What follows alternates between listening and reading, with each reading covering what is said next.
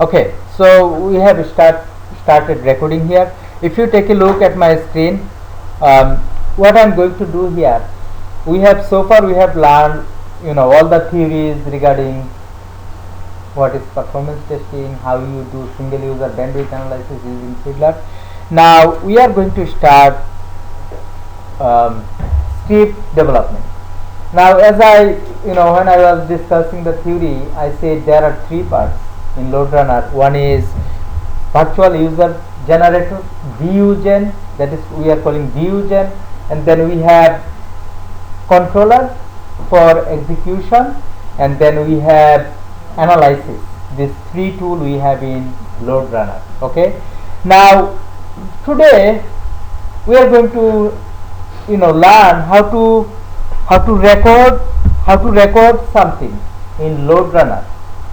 Just how to record something, not any other thing. Okay, and I will be using, if you take a look here, if you go to your start menu, not now, you will see in the HP software, you will have to probably scroll up or down, and then in the HP software, can you see HP LoadRunner? If you click on it, can you see samples? Right? If you click on samples, can you see start HP web tools server? Right? I will click on that, and then I'll go there again. And from there I'll go to HP software. Where is my HP software? It is here, and there is another tool in the samples called web. Can you see this web tools application? I'll be clicking on that. Okay, now I know this is the application we will be doing our today's recording. I'll try to do at least on this one. I'm seeing there is a little bit trouble, but probably it will not stop me. Now this is the application that we are going to record. Now what is the URL for that application? I'm going to take the URL from here. I will open the application, then I will take the URL from here, then I will close that application. Then let me start LoadRunner. LoadRunner means here virtual user generator. Now if you come here, can you see virtual user generator? Click on it. Okay, click on it and then let it start.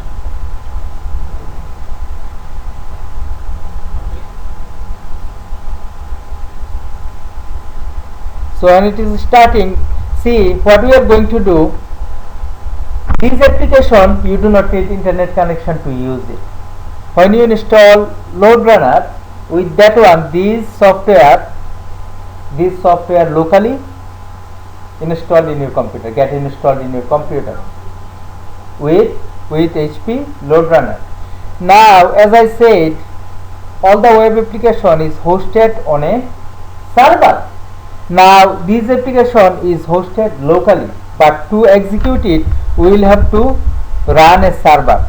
So what we did in the beginning, by going to all programs in HP software, and then under HP software if you go to LoadRunner and then samples, can you see web and then start web tools server.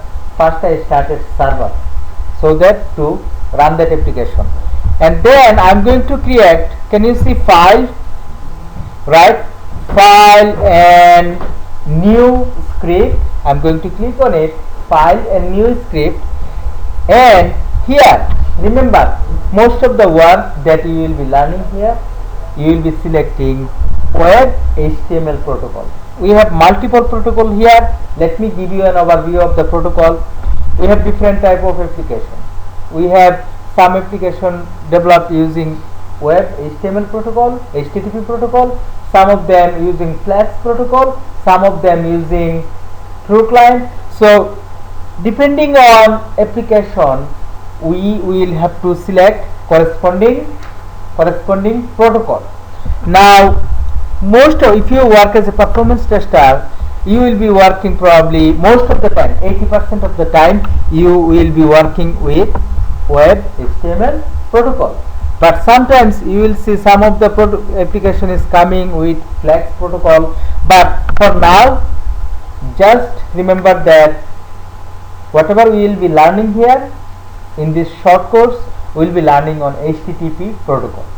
Every time when you will see this page, you will be selecting web HTTP HTML protocol, and here you will be giving a name. Let's say web tours. Okay, and then here,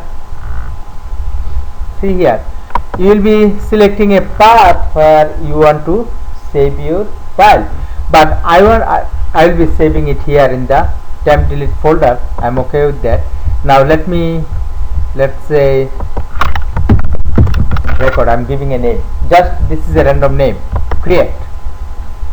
Okay,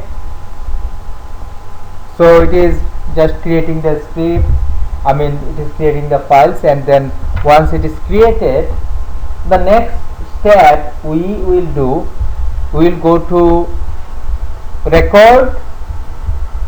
recording options, and from there in the recording options we will be selecting recording tab, and can you see HTML advanced, you will be selecting. Normally you will see this radio button and that one is selected, but what you will do, you will be selecting this to nearby radio button. I am recording, I will be sending it to you. Okay, and then in the script we will be using C language, but in the latest one we can script using JavaScript too. Okay, but we will be using C.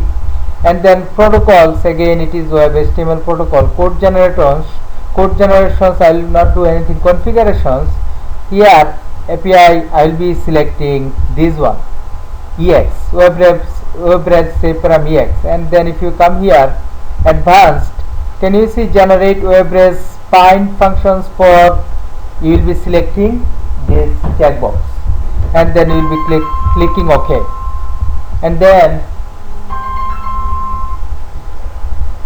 $5, right? Come with $5 next class. Okay, now we will be starting recording. Now where do you want to record? We want to record, remember we have copied the URL from there, from the browser we have copied the URL, and then I will click on start recording.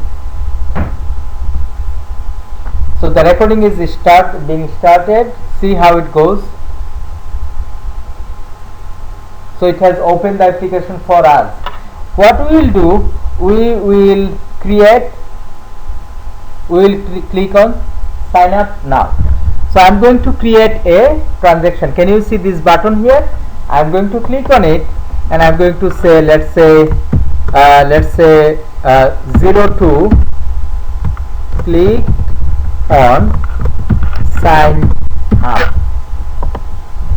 I am clicking on sign up. Now can you see I have some element here? I will be inputting this element and click continue, but before that I have created a transaction. I am going to stop it. I am going to stop that transaction, and then I am going to create another transaction. 03 input info and submit. Right, now what is the username? We will create here, let's say automate code 1. Password, again our favorite password, L12345. Same confirm password, L12345.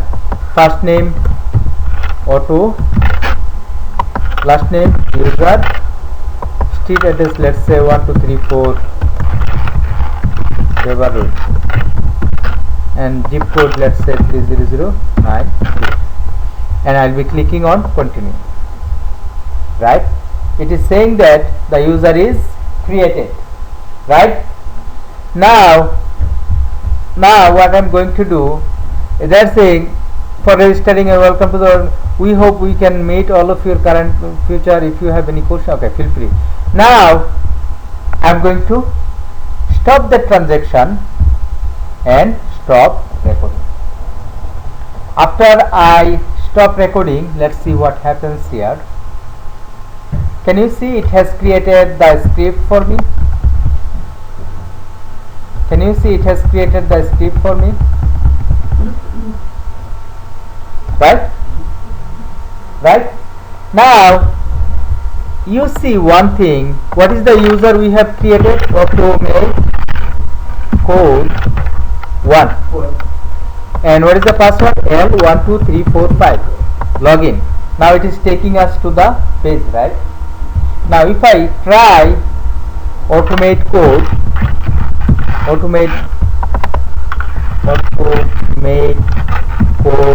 2 and give the password L12345, can you see it is showing us the error message? Right? Okay. Now let me go to that recording. So this is the recording, right? This is the recording. So if I do, like if I execute, like this script, let's say with automate code 2. So what I am trying to do, I am creating another user with automate code 2, and if I execute this script, let me execute this script. So what I am doing here, I am creating another user automate code 2. So let it start execution.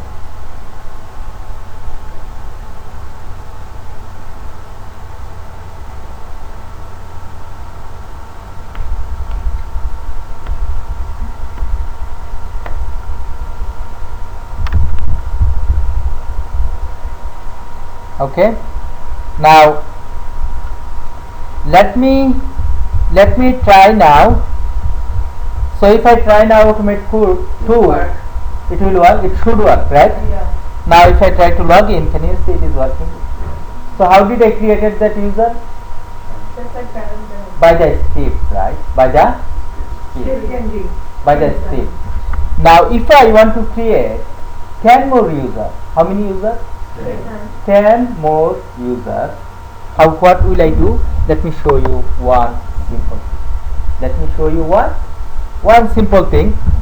If I go there, parameters, can you see parameters? I am going to create a new parameter called p user id, right? And then I am going to, can you see create table, and can you see edit with notepad? I am going there, and we have already created automate code 1, automate code 2. I am going to create automate code 3, and then I am going to create automate code 4. I am going to create automate code 5. I am going to create automate code 6. I am going to create automate code 7, then 8, then 9, then 10. And after that I will be putting a extra line, and then if I save it, I am going to save it, and can you see by name? I am going to select by name p user id and close. What is the parameter name that I gave?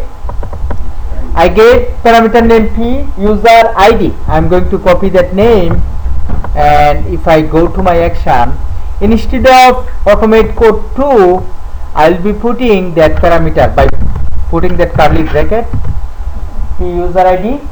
I am putting it here, and then how many user I want to create? From 10, no, from 8, from 3 to 10, 8.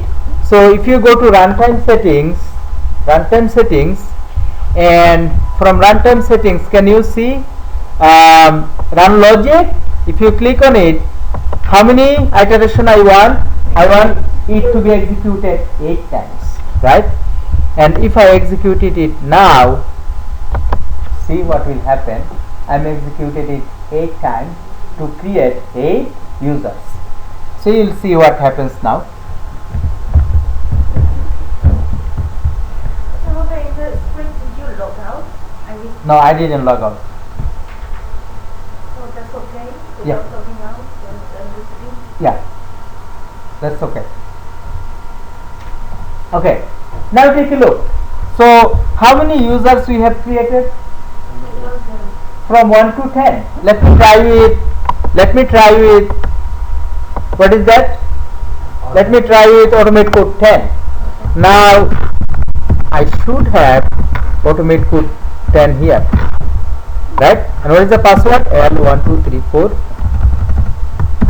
1234 5. Right? Now if I try to log in by automate code 11, will it work? No.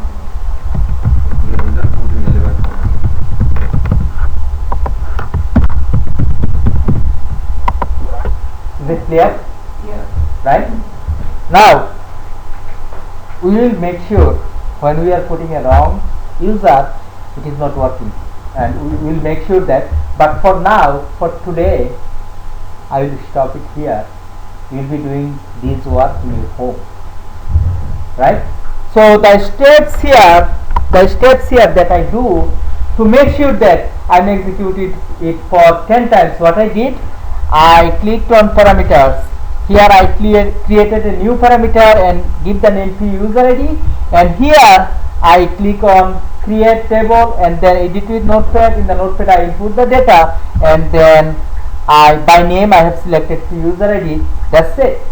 And in the script, what I did, in the script, if you go to the script, see here we are sending the data. So what we did, instead of putting the user ID itself, we have put that parameter name. What we did, we have put that parameter name instead of automate code, and then I have in the runtime settings I have made it 8 times, right? Now if you execute it again, let me execute it again. Let's see what happens. Yeah, let's see what happens.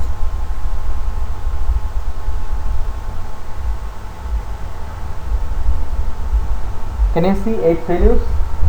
So when you are successful in creating the user, let's say, you know, when you are successful, how we are making sure that can you see it is failing? And when it is failing, if you double click on it, it will take you which line it is failing. It is failing on line number 47.